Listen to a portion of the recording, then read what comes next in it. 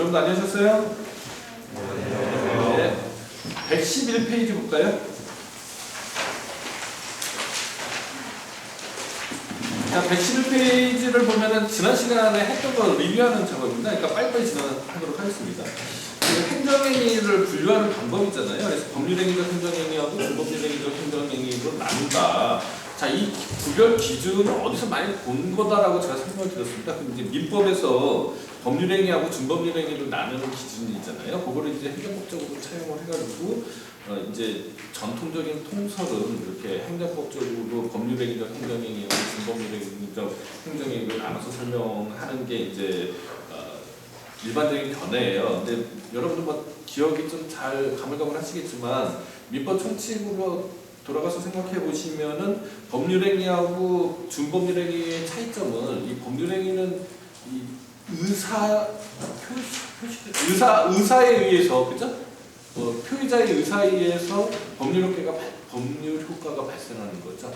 그게 법률 행위고 준법률행위는 이제 의사적인 요소가 요건이 되지 않으니까 그렇죠? 요소가 되지 않으니까 이 법률의 규정에 의해서 그 효과가 발생하는 거죠. 이런 것이 이제 준법률행위적 행정행위인데 그거를 이제 그때는 이제 행정법적으로 차용해가지고 법률행위적 행정행위하고 준법률행위적 행정행위로 나눕니다. 그런데 행정법에서 과연 그러면은 어떤 민법에서 말하는 그 표의자의 의사를 표시하는 사람의 의사대로 그 의사가 과연 그 사람의 의사냐? 그렇지 않은 거죠. 그러니까 행정청이 어떤 행위를 했을 때 과연 그 담당 공무원의 의사가 되는 거죠. 그렇지 않을 수 있다라는 않는 거죠. 입법자의 의사를 구체화한 거잖아요. 그러니까 이게 과연 이론적으로도 법률행위적 행정행위하고 준법률행위 나누는 게 과연 올바른 거냐? 뭐 이런 식이 되는 거고요. 그다음에 구별의 실익의 문제에 있어서도 이제 종래 통설은 법률행위적 행정행위에는 이제 재량 행위가 될 수 있고 그다음에 이제 준법률행위적 행위를 부관을 붙일 수 없다. 뭐 이런 식으로 이제 설명을 하는데. 이 부관을 붙일 수 있느냐 없느냐의 문제도 마찬가지로 그 부관의 친한 행정행위 아니냐 이걸로 이제 따져야 되고요. 이미 지난 시간에 배웠습니다. 그 다음에 이제 그 재량권 유무도 이 법률의 규정에 의해서 문헌설에 따르면요. 법률의 규정에 의해서 재량권의 유무도 판별이 돼야 되는 거잖아요. 그래서 과연 이거 구별의 논리적 이유도 없고 구별의 필요성도 없는 거 아니냐라는 게 이제 제 견해인데 뭐 그거는 뭐 일단 알아두시고요. 일단은 그 통설은 그것도 비롯한다. 그다음에 이제 명령적 행위하고 형성적 행위를 구별하는 것도 이제 통설은 명령적 행위를 어떻게 정의를 하냐면은 이 의무를 명하거나 면하는 행위라고 그러잖아요. 근데 면하는 행위도 명령적 행위라고 하는 게 맞지가 않다는 게 제 생각이고 마침 뭐 독일이나 이런 학생들이 거의 안 들린다고 해가지고 실시간에 들어서 마이크를 조금만 더 가까이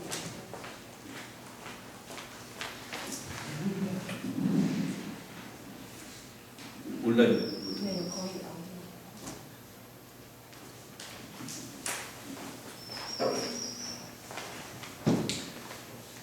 그 명령적 행위하고 형성적 행위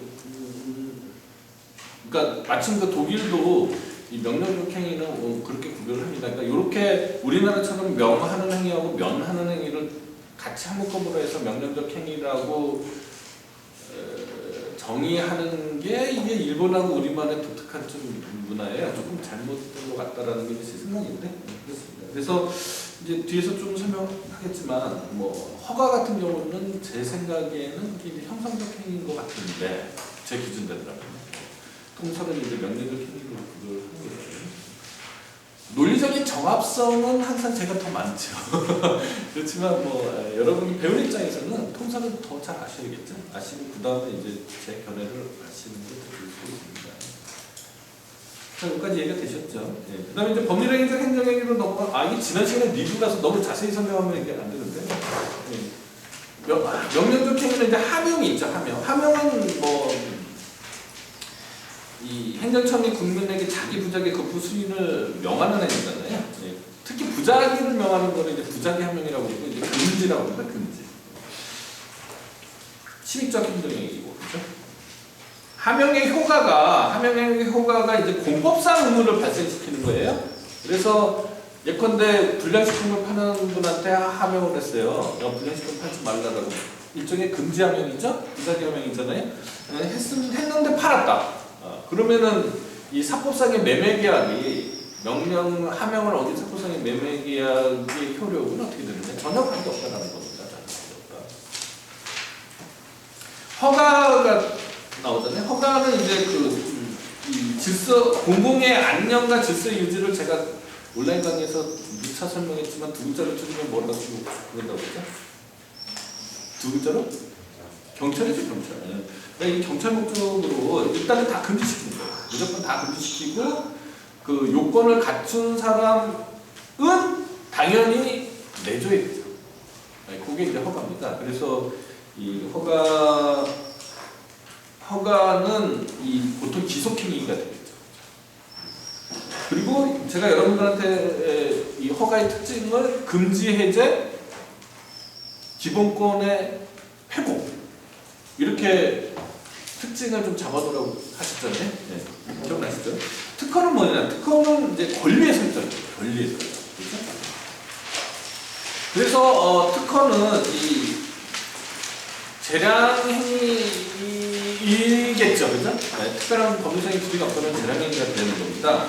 자, 그리고 권리 설정이라고 특징을 잡으시라고 그랬고요. 그 다음에 118페이지 보면은 이 합법상에 제한하고 인허가 의제제도 이 부분이 이제 요새 조금 논란이 많이 되고 있습니다. 네? 이 부분은 잘 정리를 하셔야 됩니다, 여러분들. 네, 잘 정리하셔서 잘 이해하셔야 됩니다. 그 다음에 예외적 허가에 관한 거는 이제 이건 예방적 금지가 아니라고 그랬죠. 억제적 금지 해제. 그러니까 금지 해제라는 측면에서는 허가하고 예방적 예외적 승인이 같은데 권리의 설정 또는 권리를 넓힌다는 측면에서는 특허하고 유사하잖아요. 그래서 이 예외적 승인은 허가의 일종으로, 통설은 그렇습니다. 허가의 일종, 물론 저에게는 안 그렇다고 말씀드렸지만, 허가의 일종이지만 재량행위라는 특징이 있다. 이렇게 설명을 하는 거죠. 그 다음에 이제 여기 교재에 몇 페이지 있냐면요. 121페이지에 판례의 태도 해가지고 두 번째 줄 보면은 학교 환경 위생 정화구역이라고 돼 있잖아요. 과거에는 이제 학교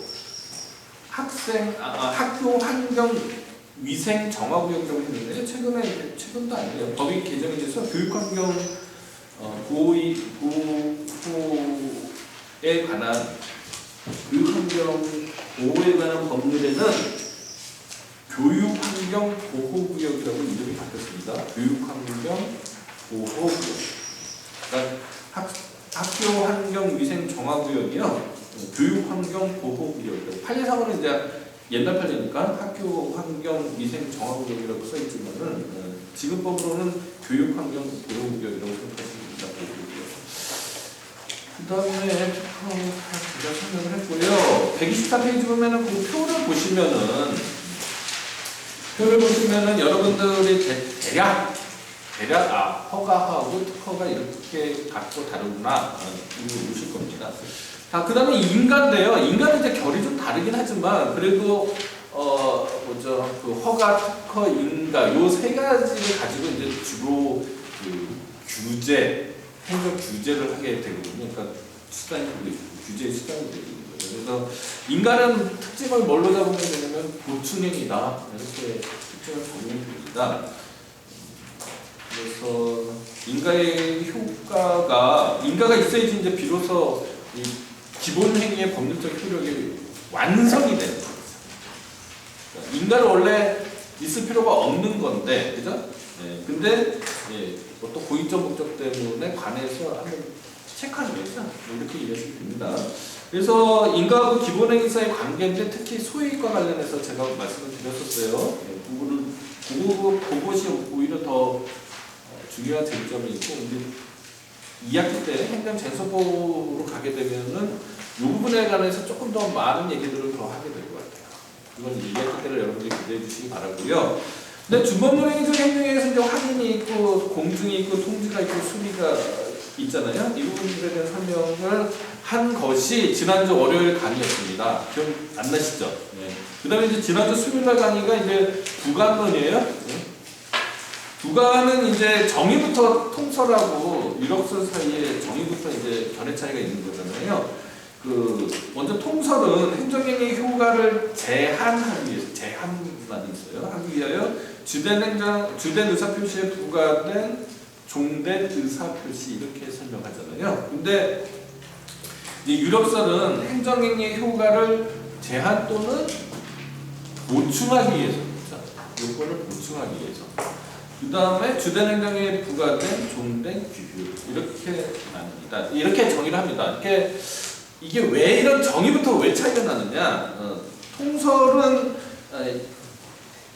기속행위에는 부관을 붙일 수 없고, 물론 법률의 규정이 없는 경우입니다. 그 다음에 준법률행위적 행정행위에는 부관을 붙일 수 없다. 라는 사고방식에 의해서 정의를 한 거고요. 유력설은 그 반대의 사고방식에 의해서 정의를 한 거예요. 그 차이가 있는 거다. 그러나 이제 통설이든 유력설이든 간에 부관의 부종성, 주된 행정행위를 하고 이렇게 떨어지면 의미가 없어지는 거예요. 그죠? 이 부종성, 이 부분은 뭐 같고요. 그 다음에 오늘날에 있어서 민간협력, 그죠? 이런 것 때문에 이 부관을 붙일 때 미리 이제 예컨대 아파트 건설 사업 승인을 한단 말이죠. 아파트 건설 사업 승인하면서 미리 어떠한 부담 또는 뭐 조건을 붙일 것을 미리 협의하는 경우가 많이 있고, 그렇게 협의된 것을 행정행위를 발령할 때 부관을 붙이는 거죠. 이런 경우가 많이 있다. 이해해 주시면 됩니다. 자, 부관의 종류는 조건, 기한, 뭐 부담, 뭐 있는데 여기 부담이 문제예요. 부담하고 이제 조건의 구별 문제죠. 정의를 항상 이 법학은 기본 정의가 중요하다고 여러분들 좀 무척 설명했는데요. 정의를 잘 알면, 개념을 잘 알면 구별 기준도 나오는 거죠. 그러니까 조건은 성취가 되지 않으면 행정의 효력이 발생하거나 소멸되지 않는 거죠. 근데 부담은 그거하고 전혀 관계가 없다. 이렇게 이해를 하셔야 됩니다. 그래서 가장 대표적인 부담이 아파트 건설 사업 승인할 때 기부채납 부담도 아파트 건설 사업 승인이 되는 이런 것들입니다. 그 다음에 이제 132페이지에 부담의 하자와 그 이행행위의 관계, 이 부분은 이제 좀 어드밴스된 얘기죠. 그래서 이거는 아마 이제 민법적인 지식도 있어야지만 알 수 있을 겁니다. 근데 뭐 여러분들이 뭐 워낙 공부도 잘하시고 똑똑하니까 다 이해하실 거라고 생각이 들고요. 그 다음에 법률국가의 일부 배제는 이제 그 법률의 근거가 있어야 된다는 거, 그거는 좀 알아주셔야 되고, 그 예는 몇 가지가 있는데 이게 뭐 중요한 예들은 아니에요. 그렇지만 이제 과거에 이제 객관식 시험으로 자주 나왔던 그런 것들이니까 한번 눈으로 보시면 될 것 같아요.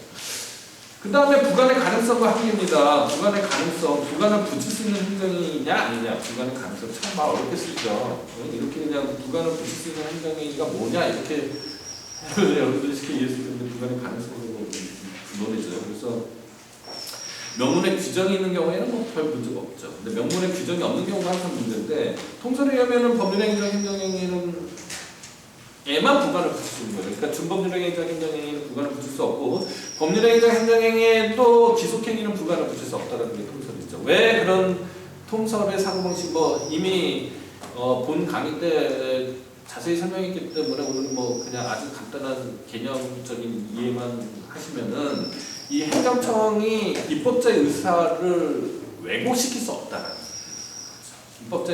입법자가 정해놓은 것을 행정청이 어떻게 바꾸느냐는 거죠. 그래서 이제 이런 통상적인 사고방식이 생긴 겁니다. 근데 꼭 그렇지 않은 거 아니냐. 이 부관은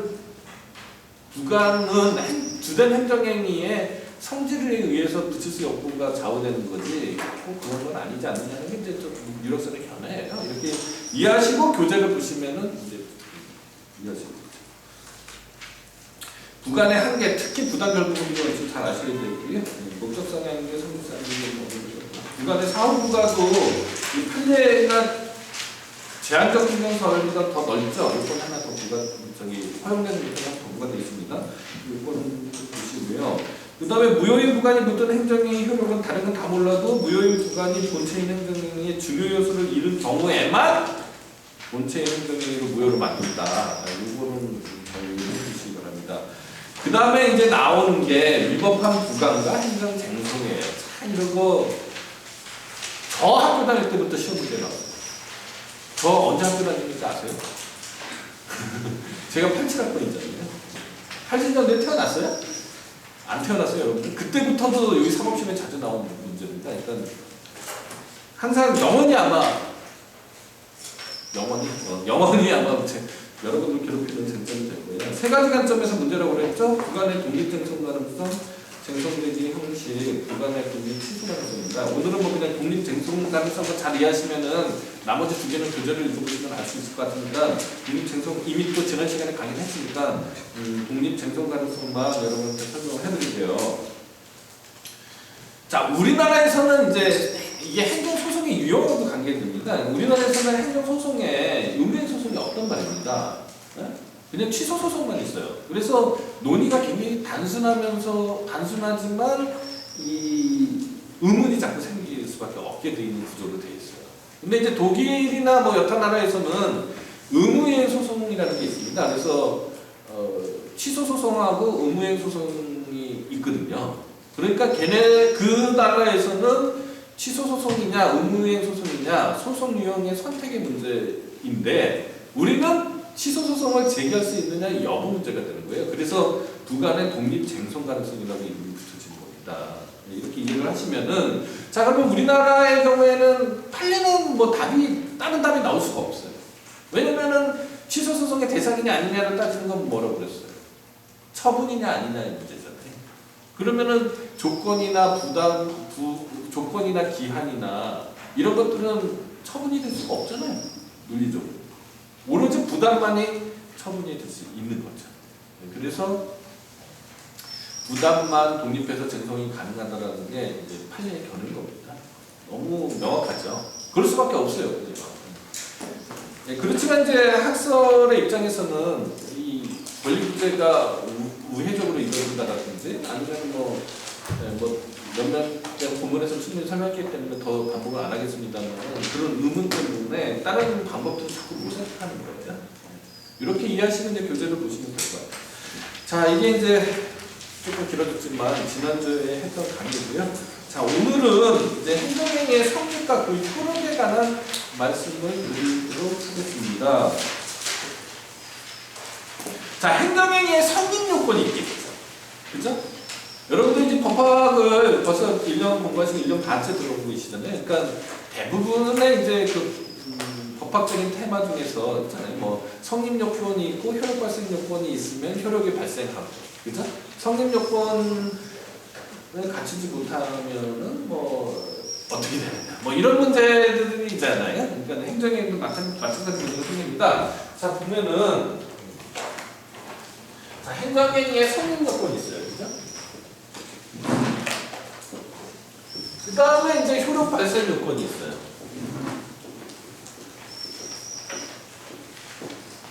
그죠? 성립 요건하고 효력 발생 요건이 있습니다. 자, 성립 요건에는 다시 보통 4가지로 설명을 해요. 4가지로. 하나는 주체에 관한 요건.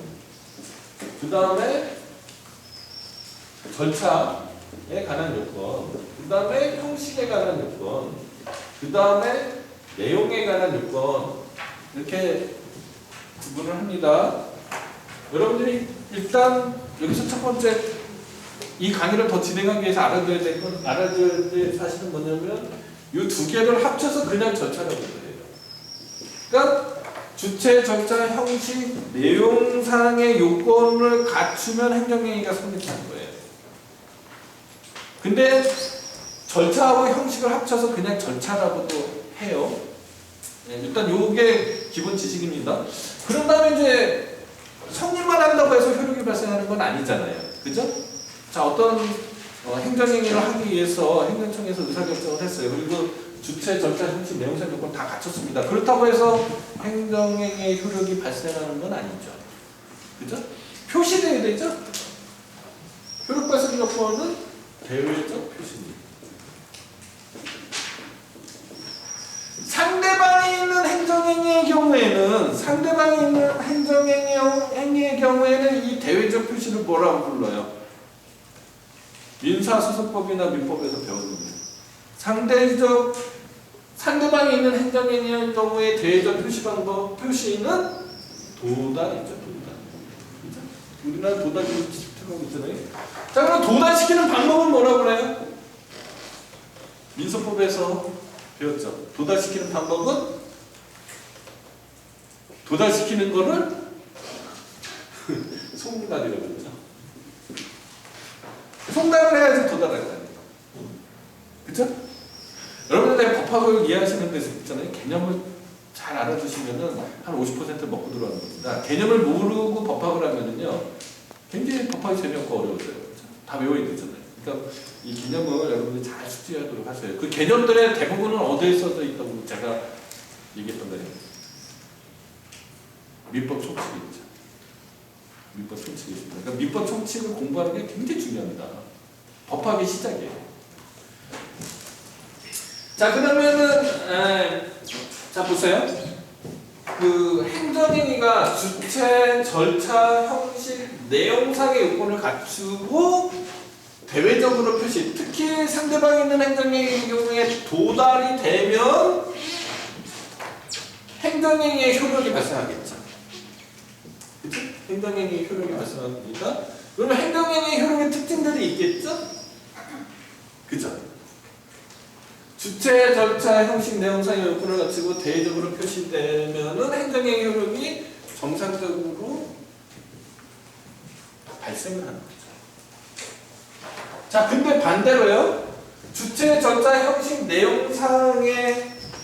내용상의 요건을 하나라도 갖추지 못하면은 우리는 그거를 하자가 있다 이렇게 설명을 합니다.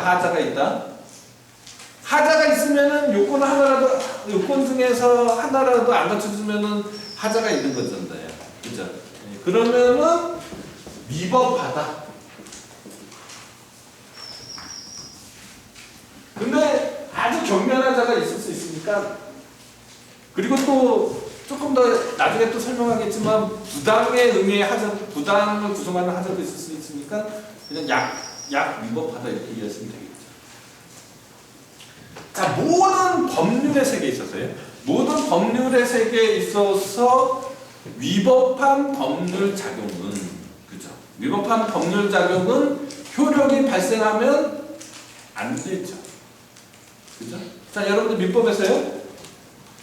민법에서 제가 뭐 그럴 사람은 아니지만 제가 뭐 A라는 사람한테 뭐 히로뽕 1mg을 0.03g을 10만 원에 팔았다.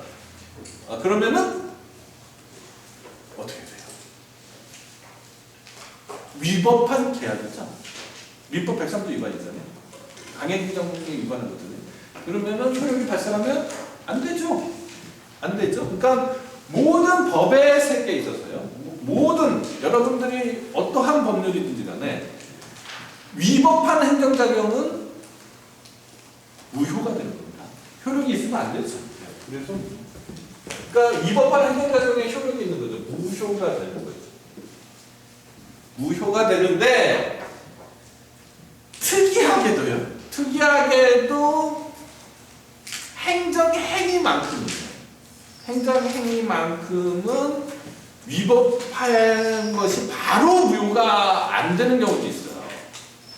무효라고 선언해주거나 무효라고 위법하다고 선언해주거나 위법하다고 확인해줘야지 비로소 무효가 되는 경우가 있습니다. 행정행위만요. 공법성의 계약도 안 그렇고요. 행정입법도 안 그렇고요. 여타 다른 모든 법의 세계는 위법하면 다 무효예요. 물론 행정행위도 위법하면 무효죠. 무효이긴 하지만 지금 당장 무효가 아니고요. 지금 당장 무효를 취급하는 게 아니라 일단 유효한 것으로 통용되는 거죠. 그리고 위법한 것을 선언해줘야지 무효화되는 거죠. 궁극적으로는 무효인 건 똑같아요. 그래서 모든 법의 세계에 있어서 요건을 갖추지 못하거나 하자가 있거나 위법하면은 효력이 발생하지 않는다는 동그라미예요. 그렇지만 행정행위만큼은 그 동그라미긴 동그라미지만 행정행위만큼은 특이하게도 지금 당장 무효로 취급하지 않는 경우가 있을 수 있습니다. 네? 자, 하자가 무겁고 명백하면 당연히 무효라고 해야겠죠. 근데 하자가 명백하지 않거나 중대하지 않으면 무효라고 안 하는 게 취소할 수 있는 행정이라고 취소. 자, 그러면은 얼개가 그려져야 돼요. 얼개가 그려져야 돼요. 자, 성립 요건하고 효력 발생 요건을 갖추면은 적법한 행정행위가 돼서 정상적인 효력이 발생하죠. 오늘 강의할 거예요. 성립 요건이나 효력 발생 요건이 갖추지 못하면 하자에 있는 행정행위가 되고 위법하게 되는데 궁극적으로 무효 효력이 발생하지 않긴 하지만 해가 어쨌거나 무효인 행정행위하고 취소인 행정행위로 나눌 수 있겠죠. 취소할 수 있는 행정행위로. 그거는 다음 시간에 강의를 할 거예요. 네. 이렇게 이해를 하시는 겁니다. 알겠죠? 항상 법학을 공부하실 때요, 여러분들 가장 중요한 건 개념을 아는 거고요. 두 번째 중요한 거는 그림을 그릴 수 있어야 돼요. 체계적으로 이해해야 된다는 겁니다.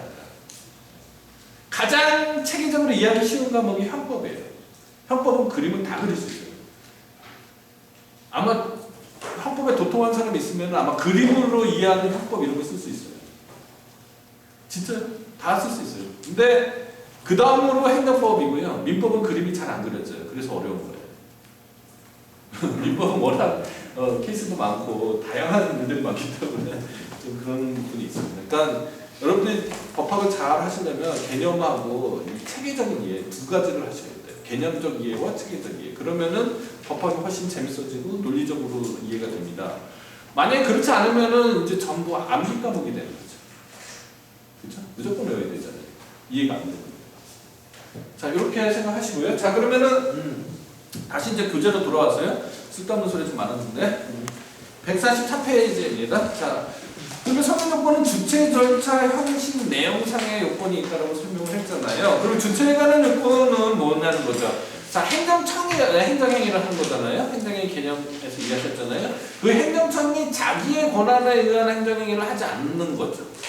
무권한의 행정행위를 하면은 주체 하자가 있다고 합니다. 그러니까 주체적 요건, 주체 하자가 있다고 설명을 해요. 그러면 그 주체는 지역적 이 관할이 있고요, 그죠? 권한의 범위가 나눠져 있을 거 아닙니까? 그 다음에 사항적 관할에 있을 거 아닙니까? 지역적 관할이면은 예컨대 뭐 서울지방경찰청장이 뭐 부산에 있는 어떤 행정행위를 했다라든지, 아니면은 뭐 사항적인 경우는 뭐 예컨대 국방부 장관이 뭐 행정자치부 장관의 일을 했다든지 이렇게 되면은 주체에 관한 요건을 위반하는 게 되는 거죠.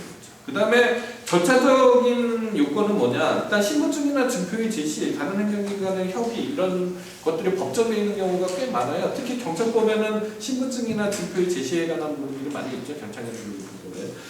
그 다음에 처분 기준의 설정 공표에 관한 얘기가 있습니다. 자, 행정청은 특히 재량행위의 경우에요. 일정한 행위를 하기에 앞서서 그 재량의 기준들, 처분의 기준들을 구체적으로 정하여 공포할 의무가 있다라고 행정절차법에 규정되어 있습니다. 그리고 그 해석이나 설명을 요구하면 답변하는 것도 있어요. 네, 그런 게 이제 처분 기준의 설정 공표제도라고 그래요.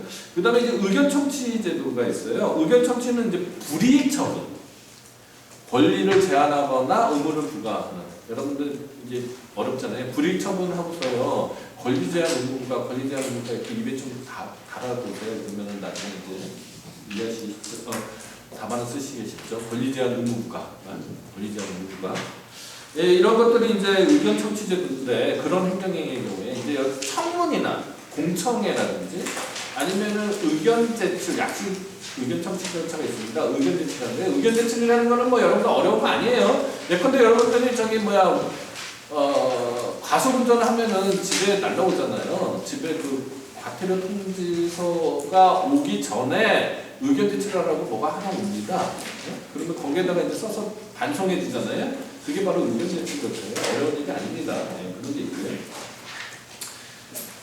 그 다음에 이제 형식에 관한 요건, 형식은 이제 서면주의를 채택하고 있습니다. 행정절차법에서요. 그래서 처분의 내용의 명확성을 확보하고 처분의 종류에 관한 다툼을 방지하기 위한 것이 입법 취지다. 이렇게 이해하시면 되고요. 그 다음에 이유 제시는 두 가지 이유를 걷다가 써놔야 돼요. 처분 서면에. 하나는 뭐냐? 사실관계죠. 또 하나는 뭐겠어요? 적용법. 사실관계 적용법조를 기재해야 돼요. 이 이유 제시의 기능으로 보통 네 가지를 설명합니다. 하나는 사안을 설명해서 명확하게 하는 기능, 두 번째는 당사자를 양해시키고 만족시키는 기능, 세 번째는 권리구제 기능, 네 번째는 행정통제 기능이에요. 대법원이 주로 관심을 갖는 거는 권리구제 기능이죠. 대법원은 이제 사후적으로 행정행위가 절차적인 행정행위가 하자가 있느냐 없느냐를 판별해야 되기 때문에 판정행위이기 때문에 아무래도 이제 권리구제 기능에 관심이 많습니다.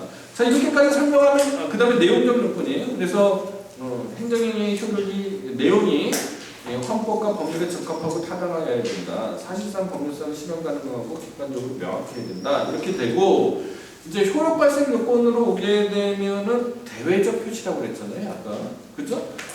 행정청이 뭐 행정행위를 하겠다고 뭐 의사결정을 했어요. 근데 외부적으로 그걸 표시하지 않으면은 규범적 규율성을 인정할 수 없죠. 그죠? 대외적 효력을 규범력을 법규성이 있다고 할 수 없잖아요. 그러니까 외부적으로 표시돼야 되는 거죠. 그 외부적으로 표시하는데 상대방이 있는 행정행위의 경우에는 도달이라고 우리가 특별히 이름을 붙인다고 얘기했잖아요. 도달시키는 방법이 송달이라고 했고요. 그죠? 이렇게 이해를 하시면 됩니다. 자, 그러면 이 도달은요,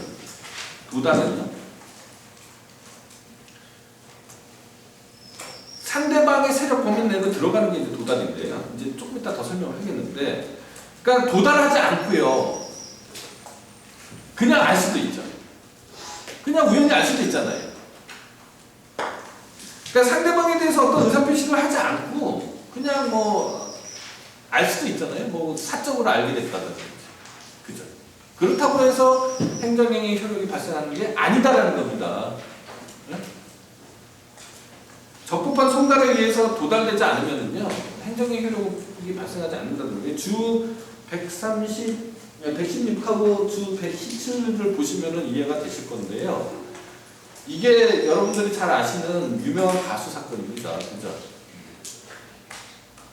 스티브 보라든가 뭐 한 가수 사건이에요. 그거 한번 찾아서 읽어보시면 재밌습니다. 한번 읽어보시도록 하세요. 그리고 여러 가지 논점을 줬어요. 그 스티브 유 사건이. 그리고 요것도 있고요. 그 다음에 이제 나중에 또 설명하겠습니다. 해당하는 분에서. 자, 그럼 송달은요, 송달 방법은 다 법정되어 있는데요. 그 만약에 특별법에 의해서 송달 규정이 있으면 거기에 따르면 되죠. 예컨대 행정심판법이나 국세기본법에는 송달 방법에 관해서 자세한 규정들이 있습니다. 거기에 따르면 되고요. 만약에 그런 규정이 없으면은 행정절차법에 따르는 거죠. 행정절차법 14조 제15조에 송달에 관한 규정이 있어요. 그리고 거기에서도 해결이 안 되면 민법입니다. 민소법이 아니에요. 민소법이 아니고 민법의 일반 규정에 의해서 해결이 된다. 자, 송달은 우편송달, 교부송달, 정보통신망에 의한 송달이 있는데 이 정보통신망에 의한 송달은 쉽게 얘기하면 이메일을 보내는 거죠. 이메일을 보내는 건데 이거는 상대방의 사전 동의가 있어야 됩니다. 이 송달 방법을 쓰려면요. 그걸 하나 추가해 주시고요. 그게 잘 설명이 안 되는 것 같아서. 그 다음에 송달 불능이 되는 경우에는 어떻게 돼요? 이때는 이제 이른바 공시송달. 그런 방법들이 있습니다. 그리고 도달이라는 게 있죠. 이 도달은 송달이 이제 적법하게 이루어져서 상대방이 안 상태가 도달이 아닙니다. 오해하시면 안 돼요. 안 상태가 도달이 되는 게 아니고요. 알 수 있는 상태가 되면 도달이 됩니다. 예컨대 만약에 우편 송달을 했어요. 그래서 편지가 우리 집 우체통에 들어왔어요. 그러면 도달이 되는 거예요.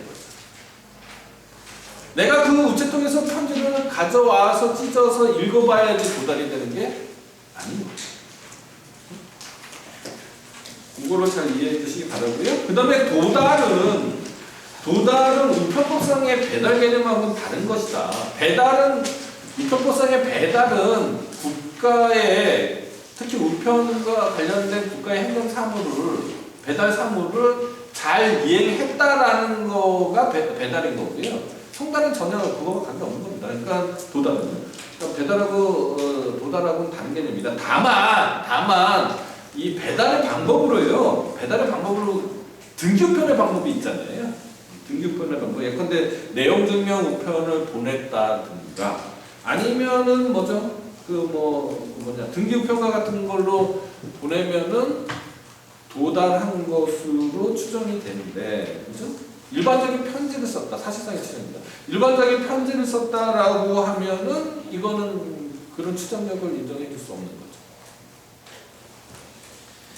자, 정보통신망을 이용해서 전자문서를 송달하면은 송달받을 자가 동의한 경우에만 적용됐죠. 그때는 컴퓨터에 이건 설명했잖아요. 컴퓨터에 이제 왔을 때 그때 도달한 걸로 보는 겁니다. 이분과는 상관없다고 그랬어요. 그 다음에 문제예요. 자, 이제 대외적 표시인데 상대방이 없는 일반 처분들도 있잖아요. 불특정 다수에 대한 처분이 일반 처분이고, 이 일반 처분을 행정행위로 취급할 거냐 아니냐의 문제가 쟁점이 돼 있었다라는 거 설명을 했잖아요. 그 옛날 얘기입니다. 옛날에 다 설명했어요. 자, 일반 처분도 근데 행정행위로 취급한다고 그랬잖아요. 그러면은 일반 처분은 불특정 다수인이기 때문에 정상적인 송달이나 도달로 해결이 안 되는 거죠. 이런 때는 이제 보통 이제 법정돼 있어요. 그 표시하는 방법이요. 보통 어떻게 되냐면 광고나 신문에 고시하거나 게시판에 공고하도록 이렇게 보통 돼 있습니다. 이게 이제 경우의 수가 많기 때문에 이렇다라고 제가 설명 못하는 거죠. 그러면은 언제 효력이 발생하느냐는 또 법에 따라 다 다르죠. 다른데 법률에 특별한 규정이 없으면은 5일이 지난 다음에 효력이 발생한다고 얘기하시면 됩니다. 5일이 지난 다음에. 자, 그러면 이제 조금 더 어드밴스된 얘기인데, 요렇게 대외적으로 표시된 경우에는 안 것으로 간주하고, 그 다음에 특정인에게 대한 일반적인 통상적인 처분인데 그 송달 방법으로 공시 송달을 선택하는 거하고 지금 제가 말씀드린 거하고 유사하지만 전혀 다른 문제죠. 유사하지만 전혀 다른 문제잖아요. 방법은 유사하지만 전혀 다른 얘기예요. 그죠? 더 설명 안 해도 이해하시겠죠? 예.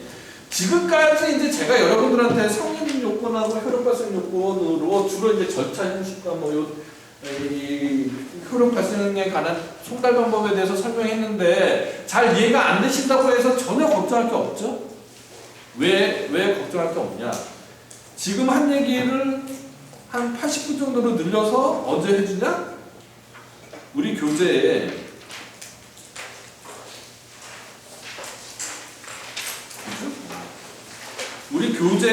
제3편입니다.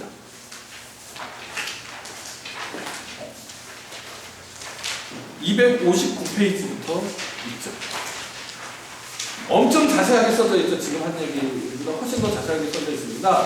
그때 제가 다시 한번 더 강의를 할 거니까요. 오늘은 성립 요건에는 주체 절차 형식 내용상의 요건이 있고 효력 발생 요건은 대외적 표시 또는 도달 이렇게 아시고, 자, 그러면 주체 절차 형식 내용상의 요건이 대략 목록이 이런 게 있다. 예컨대 아까 뭐라고 그랬죠? 절차에 관한 요건은 신분증 제시하는 거, 처분 기준의 설정 공표제도, 의견 청취제도, 그리고 형식상의 요건은 서면주의, 이유 제시, 이런 것들이 있구나. 내용상의 요건은 뭐예요? 계속 제가 설명해드리는 거죠. 헌법이나 행정법 어디 어긋나면 안 된다, 이런 것들이잖아요. 그러니까 대부분 이제 배우는 거거든요. 그죠? 배웠던 거고. 그리고 효력 발생 요건은 대외적 표시 있고, 그다음 도자기도 채택하고 있구나. 송달의 방법은 이런 것들이 있구나까지만 오늘 아시면 돼요. 그죠? 왜냐면 어차피 또 강의를 꼭 할 거예요. 한 번에 다 이해 안 된다거나 안 외워진다고 해서 너무 본인들 자책할 필요 없습니다. 걱정하지 마시고요. 계속 쫓아오시고 계속 예습 복습하시면은 돼요.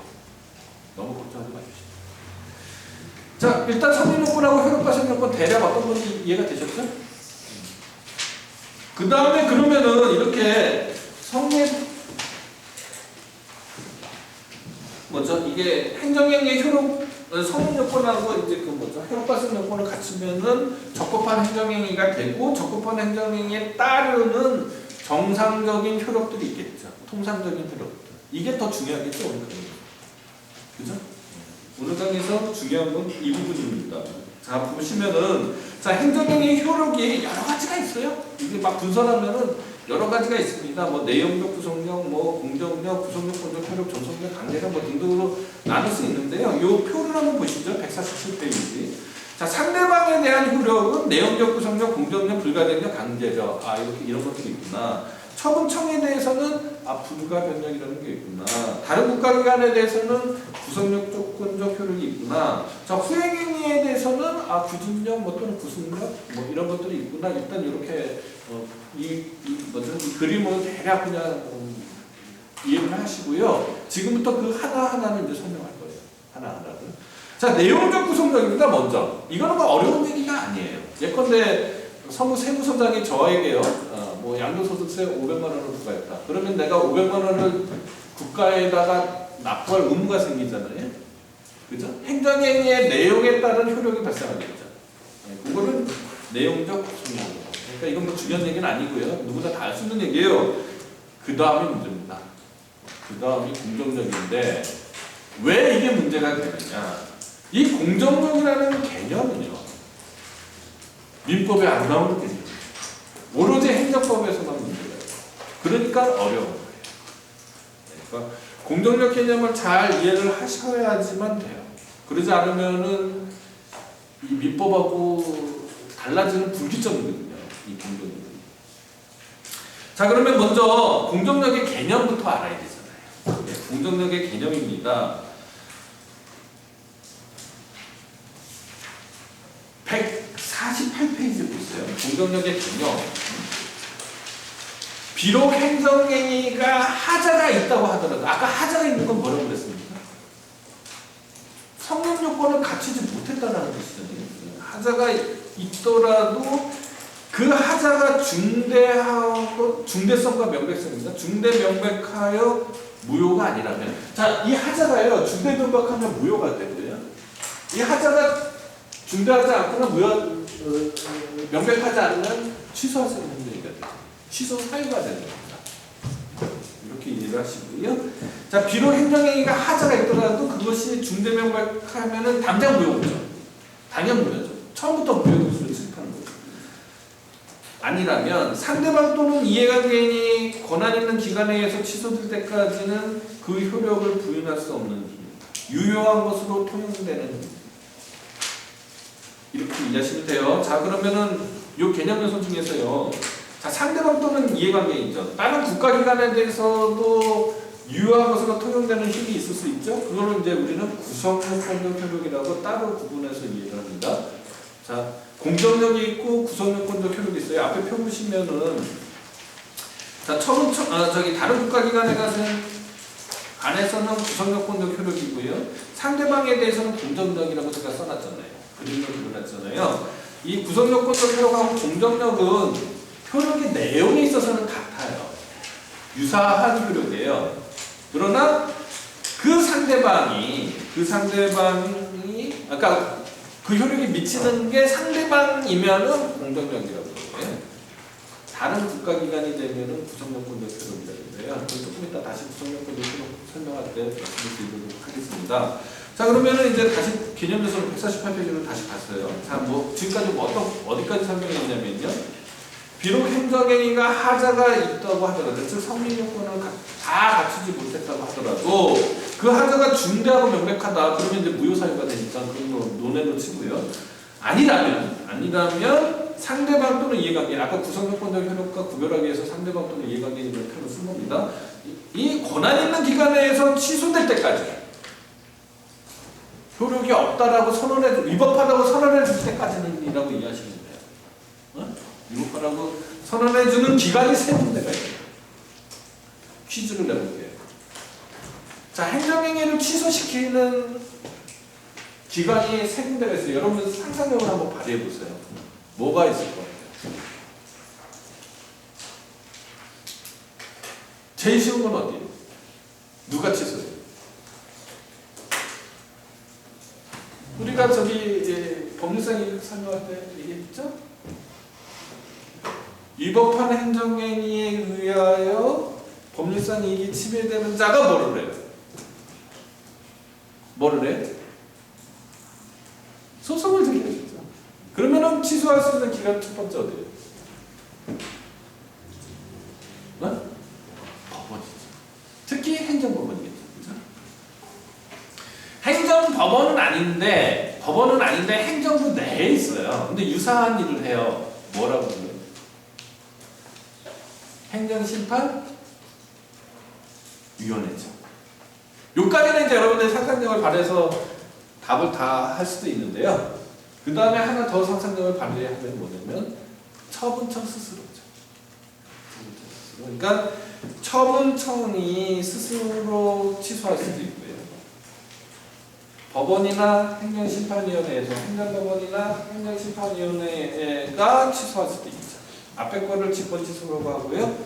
뒤에 거를 쟁송취소라고 합니다. 직권취소는 이번 학기에 여러분들하고 강의를 할 거고요. 쟁송취소는 다음 학기에 행정쟁송법 시간에 한 학기 내내 강의를 하도록 하겠습니다. 자, 여기까지 이해가 됐습니까? 다시 한번 말씀을 드릴게요. 자, 공정력이란 비록 행정행위가 하자가 있다고 하더라도 그 하자가 중대하고 명백하여 무효가 아니라면 상대방 또는 이해관계인이 권한 있는 기관에 의하여 취소될 때까지는 그 효력을 부인할 수 없는 일. 유효한 것으로 통용되는 일. 이렇게 이해를 하시면 됩니다. 자, 그 근거는 뭐 법률상의 근거, 우리나라 법에요. 공정력의 근거를 써놓은 법은 없습니다. 이제 뭐 행정기본법 제정작업이 지금 이루어지고 있는데 행정기본법에는 이제 아마 근거를 만들려고 하는 것 같아요. 근데 이 직권 취소에 관한 규정이라든지 아니면은 뭐 쟁송 취소에 관한 규정에 반대합니다. 그죠? 또는 뭐 당연히 이 공정력이라는 게 있겠다라고 알 수 있겠죠. 그다음에 이제 공정력의 이론적인 근거는 법적인 안정성이에요. 이게 무슨 얘기인지 조금 이따 다시 설명하도록 하겠습니다. 자, 그리고 아까 공정력의 개념을 제가 설명할 때요. 개념을 설명할 때 무효가 아니라면 그러니까 무효인 행정행위에는 공정행위가 있다 없다? 없다라고. 그 다음에 행정행위여야 돼요. 행정행위만 가지고 있는 독특한 힘이다. 이렇게 이해를 하시면 됩니다. 같은 행정작용이라고 하더라도 공법상의 계약이라든지 행정입법에는 공정력이라는 개념이 없어요. 오로지 행정행위에만 인정되는 힘이다. 라고 이해하시면 됩니다. 자, 그 다음에 이제 과거의 논쟁이에요. 여러분들 태어나기 훨씬 전의 논쟁인데, 뭐냐면은 이 공정력이 과연 이게 실체법적 효력이냐? 실체법적 효력이냐? 아니면은 이게 어떤 절차적으로 유효한 것은 그냥 통용된다라는 정도의 힘이냐? 라는 거죠. 만약에 실체법적인 힘이다 라고 하면은 적법성이 추정된다라는 거잖아요. 공정력대로라면. 네? 그러면 어떻게 돼요? 소송에 있어서 이 처분의 상대방이 행정행위의 위법성을 주장 입증해야 되는 거죠. 주장 증명해야 되는 거잖아요. 그거는 법치주의적인 관점에서 이해할 수 없는 일이죠. 행정청이 스스로 적법한 행정행위를 스스로 증명해야겠죠. 그러니까 이 적법성의 추정으로 나아가는 게 아닙니다. 그냥 유효한 것으로 통용되는 거다라고 이해하시면 됩니다. 자, 지금까지 이제 이론적인 설명을 했어요. 근데 여러분들한테 안 하잖아요. 도대체 공정력이라는 게 뭐냐? 자, 지금부터 예를 들어서 다시 설명해 드리겠습니다.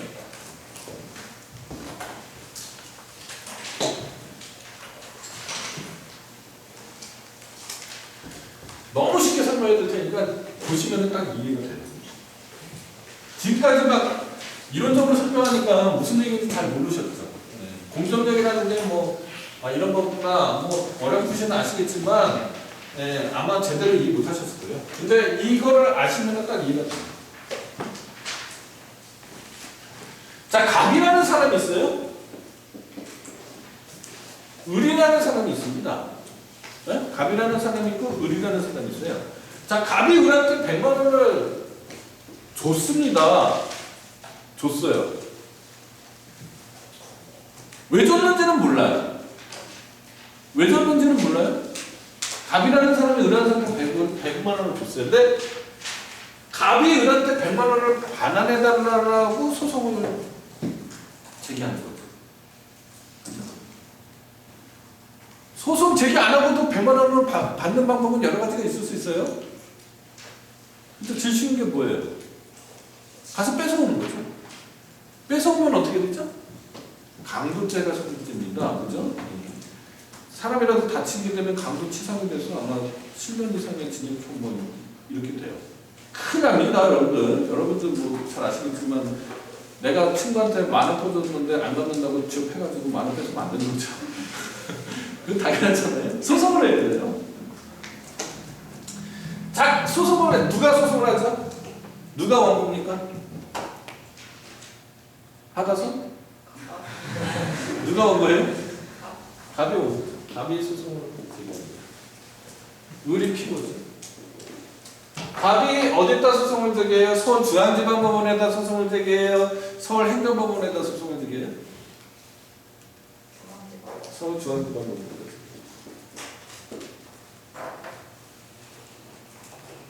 자, 갑은 소송 과정 내에서 금전 소비 대차계약, 대여라고 주장하고요. 을은 증여라고 주장합니다. 을은 증여라고 주장해요. 아직 판결 안 나왔어요. 판결 안 나왔어요. 지금 효력이 있는 상태예요? 효력이 없는 상태예요? 쉽게 얘기해서 지금 을이 돈 줘야 돼, 안 돼? 아직 판결 안 나왔어. 줄 필요 없죠? 주겠다고 마음 먹어서 소송까지 안 했겠죠? 그죠? 주지 않죠? 그래서 법원에서 판결이 선고가 됐어요. 선고가 됐다고 해가지고 1심 판결이 확정됐다고 해서 끝나는 것도 아니잖아요. 대법원까지 가야겠죠. 그래서 한 소액 사건이니까 뭐 한 대법원까지 한 2년 걸렸다고 칩시다. 자, 이 2년 동안은 을이 갑에게 100만 원을 줄 의무가 확정이 된 겁니까? 안 된 겁니까? 대법원 판결 날 때까지는? 김채영 어디 갔니? 안 된 거지? 안 된 거죠. 안 된 거죠. 안 된 거죠. 이게 중요해요. 안 된 거예요. 똑같아요. 성북 세무서장이라는 사람이 있어요. 성북 세무서장이라는 사람이 있어요. 자, 똑같이 의뢰해요. 똑같은 의뢰예요. 똑같은 의뢰. 세금 100만 원을 부과했어요. 돈 내야 돼요? 안 내야 돼요? 을은 억울하다고 생각해요. 과세 요건이 갖춰져 있지 않다고 생각해요. 내야 될까요? 안 내야 될까요? 김채영. 이거 그림 뭐 하는 거예요? 그냥 이해만 하면 되지. 그림 그리면 이거 모르는 사람이 이 그림 보면 이거 뭐 하는 거야? 그림 그리지 말고 시나세요. 김채영? 돈 내야 될 것 같아? 안 내야 될 것 같아? 물론 안 내도 되죠. 안 내면 어떻게 돼요? 강제 지음수당이에요. 내야죠. 뭐 특별한 일 없으면 내야 돼요. 그리고 소송은 누가 제기해요? 성북 세무서장이 소송 제기해요? 을이 제기해요? 을이 제기해요. 서울중앙지방법원에 제기해요? 서울행정법원에 제기해요?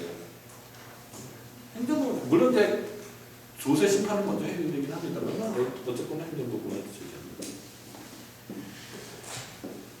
행정법원에서 이 처분을 취소해줘야지 비로소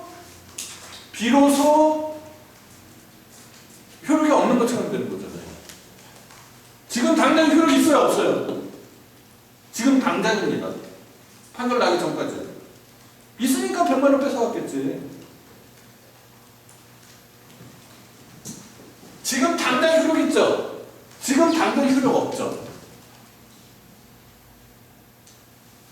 이해가 돼요? 이게 뭐라고 그랬어요? 세 글자? 공짜로 시작해요. 하나서 뭐죠? 공정력. 이게 이해가 안 되죠. 민법적인 사고 방식으로 도저히 이해가 안 되는 거죠. 자, 지금 성부 세무서장이니까 여러분들 웃었죠? 웃었죠? 병무청장이에요. 을한테 입대하래요. 을이 만약에 공정력이 없다면 어떻게 돼요? 물론 이제 대부분의 이제 선량한 국민들이라면 자진의 수준에 가겠죠. 그래도 나 안 갈래 하고 소송 제기하면은 대법원 판결 날 때까지 진대 안 가는 거잖아요. 이게 공정력입니다. 자, 지금 당장 무효한 것으로 통용됐죠. 지금 당장 유효한 것으로 통용됐죠. 별거 아닌 것 같지만 이게 국가의 힘이죠. 행정 권력이죠. 이거를 잘 통제하지 못하면은 독재 정권이 되고, 그죠? 우리가 바람직하다고 생각하지 않는 정권이 돼요. 이런 것들을 견제하고 통제하는 게 우리 행정법의 임무죠. 이래서 행정법이 굉장히 중요한 거죠. 그래서 여러분들은 행정법을 잘 배워야 되는 거죠. 아시겠습니까? 자, 공정력은 이런 거예요. 그 다음에 이제 구성요건적 효력이에요. 자, 행정행위의 구성요건적 효력은 말이 꼬이네요, 오랜만에. 구성요건적 효력은 비록 행정행위가 하자가 있다고 하더라도 그 하자가 중대하고 명백하여 무효가 아니라면 모든 국가적 기관은 행정행위의 존재 또는 효력을 존중하고 스스로의 판단의 기초 또는 구성요건으로 삼아야 되는 구성력이다. 아까 공정력하고요 개념이 같아요. 개념이 같아요. 근데 상대방 또는 이해관계인이 아니고요. 여기는 다른 국가예요. 자, 뭘 상상해 보시면 되냐면, 자, 국방부 장관이 어떤 A에 대해서 현역별 입영 통지를 했는데요.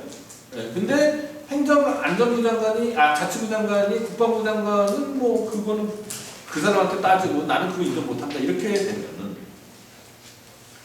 되면 국가가 원하는 운영이 안 되죠. 그죠? 그러면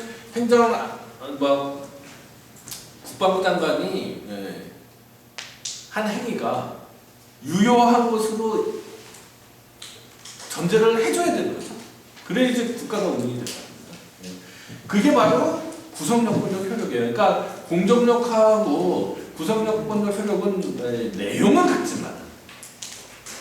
같지만 공정력은 처분의 상대방이나 행정행위의 상대방이나 이해관계인에게 미치는 효력이고, 구성요건적 효력은 다른 국가기관에 미치는 효력이고, 공정력은 법적인 안정성 때문에 만들어진 개념이고 생긴 효력이고, 구성요건적 효력은 국가기관 상호 간의 상호 존중이죠.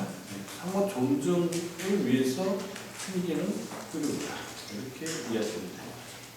여기까지 따라왔습니까? 그러면 자, 구성요건적 효력과 관련해서 선결 문제라는 게 있어요. 이 선결 문제도 여러분들의 선생님 제가 학교 다닐 때도 항상 문제고 똑같은 문제예요. 여러분들한테까지 머리 아프게 하는 테마 중에 하나입니다. 쟁점 중에 하나예요. 자, 선결 문제란 민사, 형사 사건 등에서 어떠한 행정행위에 위법 또는 존재 및 유효 여부가 위법 여부가 선결 문제가 될 수 있고, 또는 유효 여부가 선결 문제가 될 수가 있어요. 두 가지로 나눠서 생각해야 돼요. 위법 여부가 선결 문제가 되는 경우가 있고, 유효 여부가 선결 문제가 되는 경우가 있어요. 그 사건의 본안 판단에 앞서서 선결 문제가 되는 경우 당해 사건을 맡은 민사, 형사법원 등이 그것에 대해 스스로 심리 판단할 수 있는지 문제다. 이 얘기가 무슨 얘기냐? 자, 행정사건은 행정법원에 전속한다는 얘기예요. 행정사건은 행정법원만 처리할 수 있습니다. 민사법원에서 처리할 수가 없어요. 근데 행정행위의 위법이나 그죠? 위법이나 유효 여부가 유효 여부가 그 민사 사건을 해결하는 전제가 됐다 하면은 이거를 어떻게 하냐는 거예요. 왜냐면 민사법원은 그 전제가 된 나머지 부분에 대해서는 당연히 심판할 권리가 있지만은 권한이 있지만은 그 전제가 되는 이 행정행위의 위법 여부나 유효 여부에 대해서 과연 판단할 수 있는 거냐? 그러니까 이게 이제 구속요건 적용과 관련해서 왜냐면 민사법원이나 형사법원도 국가기관이잖아요. 그러니까 다른 국가기관이죠. 근데 취소할 수 있는 기관은 아까 세 군데라고 그랬죠. 처분처. 그 다음에 당의 행정법원, 그죠? 그 사건의 행정법원. 그 다음에 또 뭐라고 그랬어요? 심판위원회 이 세 군데인데, 자 민사법원이나 형사법원은 거기에 해당하지 않잖아요. 그러니까 다른 국가기관이잖아요. 그러니까 구성요건적 효력이 미쳐야겠죠? 자 그럼 어떻게 되냐는 거예요?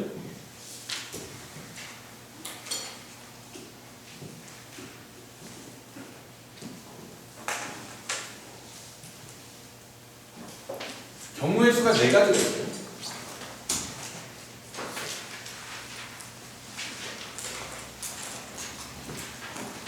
자, 경우의 수가 4가지가 있습니다. 이거는 그려줘야 돼요. 내가 보통 필요하다는 수 잘 아는데 이거는 하셔야 돼요. 경우의 수가 4가지가 있습니다. 형사사건이 있고요. 형사사건.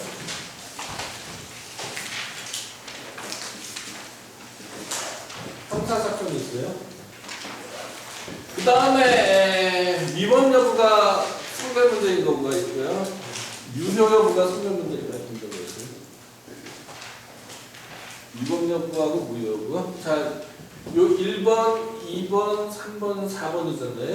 네. 자, 1번에 해당하는 거를 그냥 여러분들 일단 외워두세요. 국가배 3사건이니까. 2번에 해당하는 게 뭐 조세 강화담으로 인한 부당이다.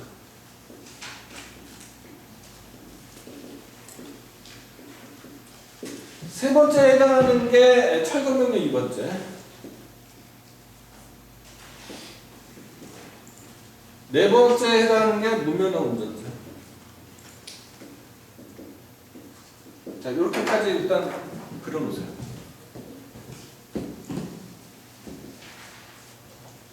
자, 다 그렸어요? 자, 하나씩 보도록 하죠. 자, 먼저 1번 케이스. 자, 어떤 사람이 말해요? 어떤 사람이 무허가 공모를 졌다고 성북구청장이 이 A의 집입니다. 이 A의 집의 예비의 집이 무허가 공모이라고 성북구청장이 철거명령을 했어요. 철거명령을 했습니다. 근데 여러분도 아시다시피 철거명령을 하면은 90일 이내 소송이 되죠. 취소 사유가 있는 거거든요. 제소기간 70일, 90일입니다. 만약에 제소기간을 지키지 못했어요. 그러면은 성북구청장이 이런 사정 보지 않고 와서 다 철거해버리겠죠. 그렇죠? 여기까지 이해가 됐습니까? 그러면 이제 철거명령 취소 소송은 의미가 없죠. 이미 집이 다 부서졌잖아요. 그래서 법원에서 철거명령 취소 소송이 집이 이미 다 집행이 됐는데도 철거명령 취소 소송을 해서 법원에서 승소 판결을 하면은 그 벽돌들이 개과천선을 해가지고 다 모여가지고 다시 트랜스포머처럼 집이 다시 되죠.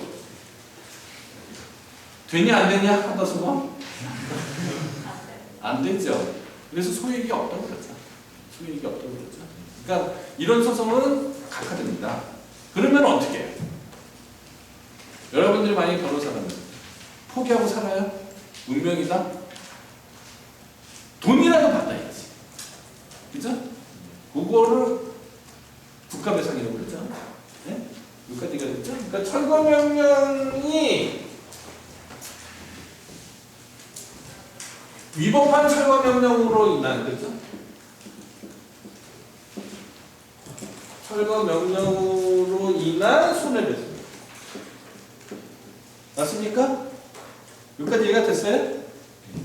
자, 민사법원에서 처리해야 될 것 같아요? 행정법원에서 처리해야 될 것 같아요? 이건 견해가 나뉘죠. 견해가 나뉩니다. 판례에 의하면은 그냥 민법 750조나 민법상의 손해배상의 특별법이라고 봐서 민사사건으로 처리하는데 행정법학계의 다수설은 공법상 당사자 소송, 행정법원에서 공법상 당사자 소송으로 해결하자고 하는 게 학설의 견해이지만 중요한 건 판례겠죠? 지금 무슨 말이죠? 그러니까 민사사건으로 처리된단 말입니다. 민사법원이에요. 자, 이 손해배상을 해줄 거냐 말 거냐, 얼마를 해줄 거냐의 관건은 뭐예요? 관건 뭐예요? 철거명령의 위법성 있죠? 적법한 철거명령이면 손해배상할 필요가 없는 거죠. 자, 철거명령의 위법성은 구성요건을 그러게 행정법원에서 되잖아요. 아니면 처분처, 아니면은 행정심판이죠. 맞습니까? 그럼 이거 구성요건을 그러게 위반되는 거냐? 어렵죠. 이게 첫 번째 쟁점입니다. 결론부터 말씀드리면은 괜찮은 거죠. 구성요건적 효력과 관계없다는 거예요. 왜냐하면은 민사법원에서 철거명령의 위법성만 판단할 뿐이지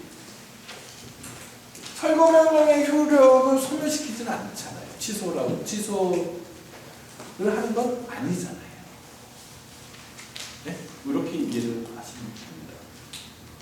나머지 뭐 여러 가지 다른 근거들도 있어요. 그거는 여러분들이 공부하시면 될 것 같고요. 일단은 요것을 아셔야 돼요. 알고 나면 책임지는 거 쉽잖아요. 그죠? 그 다음에 요거예요. 자, 보세요. 아까 선국세무서장이요. 선국세무서장이 을한테 100만 원의 과세 처분을 했어요. 근데 이 과세 처분이 중대 명백해요. 하자가. 그러면 지금 이 하자가 중대 명백하면 공정력이 있어요? 없어요? 아까 전제 조건이 뭐랬어요? 공정력의 전제 조건. 행정행위여야 된다. 두 번째, 무효이면 안 된다잖아요. 그죠? 그러니까 하자가 중대 명백하면 안 된다잖아요. 그러니까 요거는 공정력이 있어 없어요? 무효이면. 아니 중대 명백하면. 뭐 다 붙어있는 없는 거죠? 네, 없습니다. 그러면은 무효인 행정행위예요. 그죠? 무효인 행정행위에 대해서 민사법원에서 부당이득 반환 청구 소송을 제기하면 당연히 해줘야 돼요. 그죠?